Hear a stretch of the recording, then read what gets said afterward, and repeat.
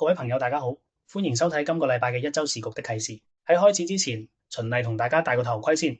今次分享純屬我個人嘅觀察同意見，絕對唔係咩投資建議或者銷售要約。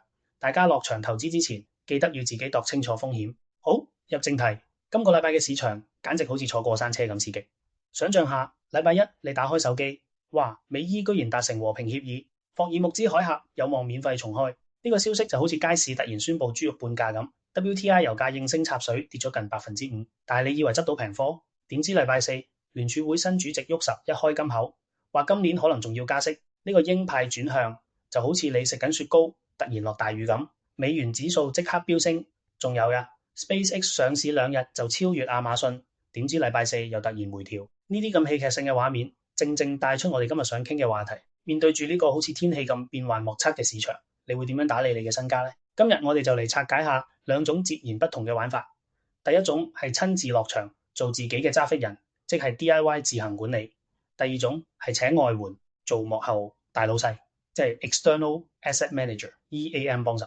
先講 DIY， 自己揸 fit 最正嘅地方就好似揸跑車咁，軚盤喺自己手，轉彎加速完全自己話事。見到 SpaceX 爆升，你可以即刻踩油入市；見到油價大跌，你可以即刻出手炒底。而且贏幾多都係落自己袋，唔使俾管理費。但係揸跑車都有風險，如果前面突然有急彎，就好似聯儲會突然轉鷹，或者地緣政治話變就變。散戶好多時都係最後一刻先知。如果單憑直覺去追高，好似 SpaceX 咁，高位入貨第二日就回調，真係肉痛死。DIY 係好考驗你嘅市場觸覺同心理質素，少啲定力都隨時反車。咁如果唔想自己揸車，請個專業司機又點呢？呢個就係 EAM 模式。